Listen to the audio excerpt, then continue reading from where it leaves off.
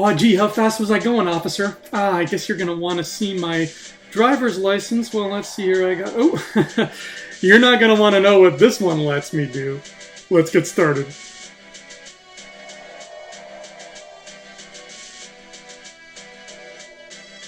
Welcome back to the countdown to Bond 25 here on Thumb Together. My name is Andrew Fantasia, and this movie's name is License to Kill, the second of two Timothy Dalton films, and it was released in June of 1989.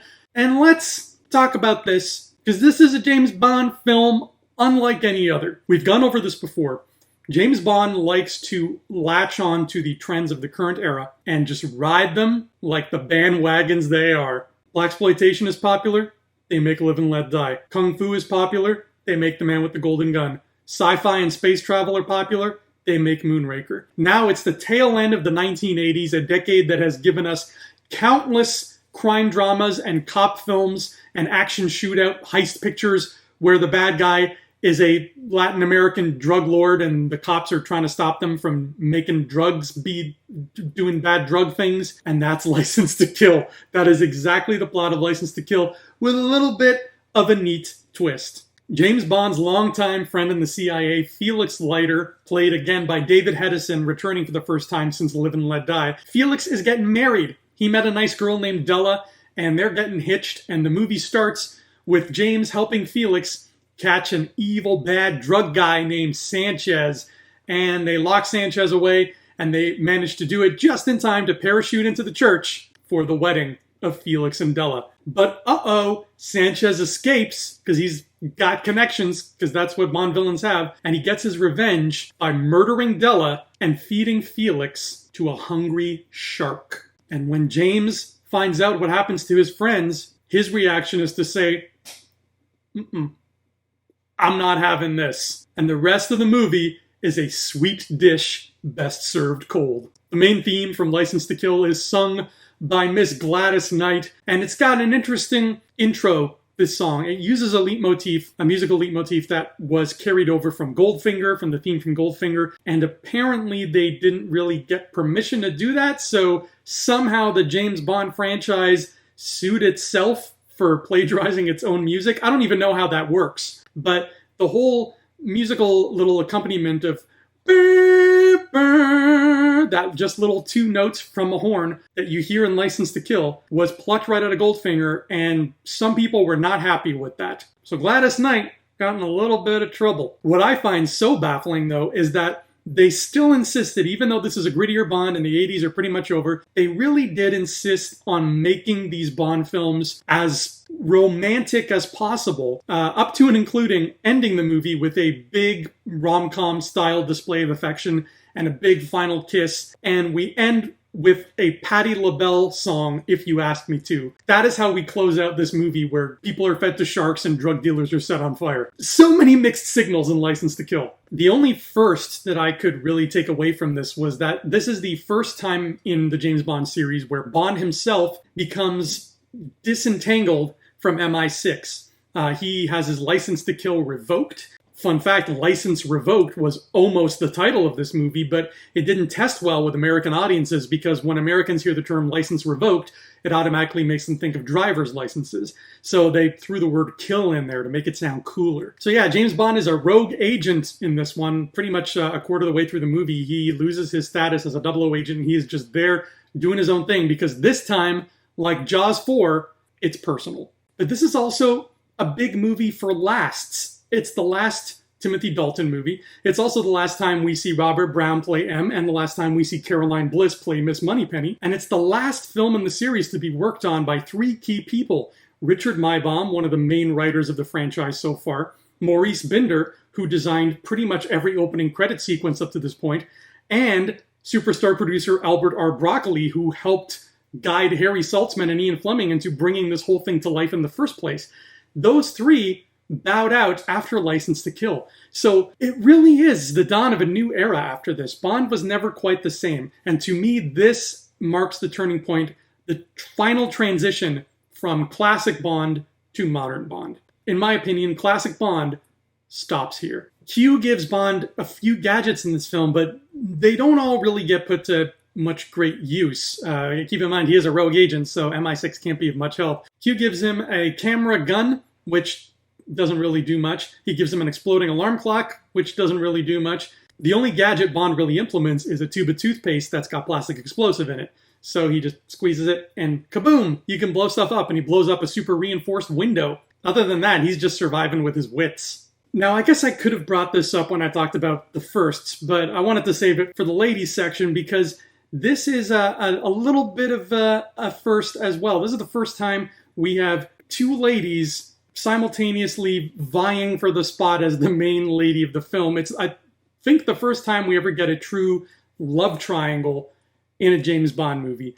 Man with the Golden Gun comes close, but that wasn't a love triangle. That was more just like basic human cruelty with three people involved. I don't count that. The word love does not belong in that situation whatsoever. But the two ladies of License to Kill are Lupe Lamora, played by the lovely Talisa Soto. I got a big crush on Lupe Lamora. She is the girlfriend of our main villain, but then, you know, she's not treated very well. And then she meets Bond, and she's like, "Oh yeah, there's some good people in the world. Why am I with a guy who treats me like scum?" And her competition is Carrie Lowell's character, Pam Bouvier. Pam is an informant for the DEA, so she has been keeping close tabs on our main villain. She ends up working alongside James Bond, and she falls in love with him startlingly quickly. Again, the movie really tries to shove down your throat the concept of this is a romance, and it doesn't earn that. But regardless, Pam Bouvier is a great character too. She's fun, she's witty, she gives off a few Vesper vibes every now and then. So I like what they're doing with Pam. I just don't like where Pam's story ended up. All right, it's time to talk about the villains, of which there are many. Depending on the mood I'm in, I feel like the best James Bond films are the ones where you could take just the villains of that one film and make a sitcom out of it. Live and Let Die is a great example, and I think we have another champion right here. Starting off, we have a couple henchmen. We have Ed Killefer, who is I believe, a corrupt DEA agent. And Ed Killefer is played by Everett McGill, one of my favorite character actors of the late 80s, early 90s. This guy was in Twin Peaks, but more importantly, he was in one of the greatest horror motion pictures ever put to film, The People Under the Stairs by Wes Craven. I love Everett McGill. The biggest crime committed in License to Kill is that Everett McGill does not have as much screen time as I would have wanted. Then you have Anthony Zerbe as Milton Crest, who is just this sleazy rich guy who owns like a marine biology lab and a yacht. And he pretty much looks like every police composite sketch of a 1980s porn director ever mixed into one human being. When I look at this guy, I think of two things. Number one, he's got at least one woman tied up under the floorboard somewhere. And number two, his bedroom is covered in cocaine. Our third and final henchman is Dario, played by an extremely young Benicio del Toro, before Benicio was a household name. And it really is something special to watch Dario in action. He is giving it his all. Dario has this quiet intensity to him, and he makes for a really nasty, really vicious henchman. Then there is a very odd henchman played by Wayne Newton, the king of the Las Vegas nightclub act. And Wayne Newton is playing Joe Butcher, who is this corrupt televangelist. Obviously, he's named after the corrupt televangelist of real life at the time, Jim Baker. Jim Baker, Joe Butcher, not very subtle, License to Kill. Wayne Newton is fascinating. Every time he's on screen, I can't take my eyes off him. And it's not because he's doing anything incredible. It's just the fact that Wayne Newton exists, and that he is what he is, and that he looks the way he looks and sounds the way he sounds. There is really nobody else on planet Earth like Wayne Newton, and I implore you, if for no other reason, watch License to Kill so that you can say, I have seen Wayne Newton, and now there's no going back.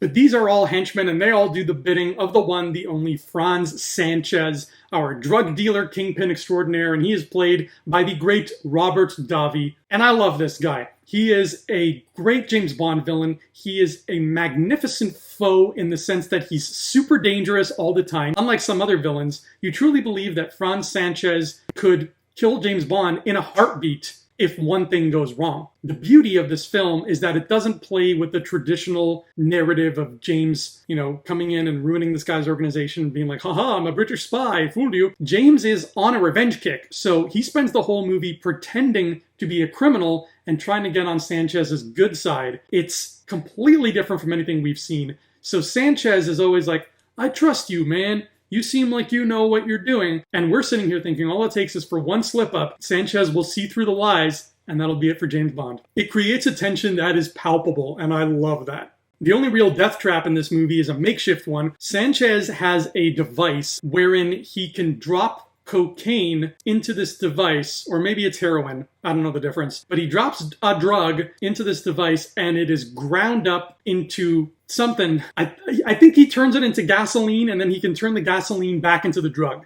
That's how he smuggles his drugs. Is, hey, look, this is just harmless gasoline. Meanwhile, he's found a scientific way, a philosopher's stone way, if you will, to transform drugs into gasoline and then back again once he's crossed whatever border he's trying to bypass. And this grinding machine happens to be perfectly suited to grind up a human being, and James Bond almost becomes that human being. But thankfully, he and Pam Bouvier team up and they get the better of Dario, and poor Benicio del Toro goes not head first. Does he go head first? I can't remember. Either way, you don't want to go anything first into this grinder, but he does. I am going to give the best quote award to something a little unorthodox here because it's not necessarily a quote. It is something that is written down. And we don't even know who wrote it, but I'm going to assume it was Franz Sanchez because he is the leader of the bad guys. And this note came from the bad guys. Felix Leiter was fed to a shark, but he was not killed. He lost a leg. He lost an arm. He was chewed up pretty badly. And when James Bond finds Felix ravaged in his home, there is a note attached to him, left by Sanchez and the villains. And the note says, he disagreed with something that ate him. This is a quote pulled right out of the Ian Fleming novels. And it's just one of the most clever pieces of wordplay that I have ever heard a villain use. I love it to pieces. I could not make this the best quote. What I found to be the most problematic thing about License to Kill is maybe a sign that I'm too young. I don't know. Maybe it's not problematic. Maybe it was not problematic in 1989. All I know is today, I would not do this. At Felix and Della's wedding, Della is very fond of James. And she keeps mentioning this whole custom where it is traditional for the best man to kiss the bride. Let me say that again. It is traditional for the best man to kiss the bride. I don't think so, madam. But she kisses James a bunch. I'm pretty sure, I may be wrong here, but I think we see Della kiss James more than we see her kiss Felix, who is the man she just married.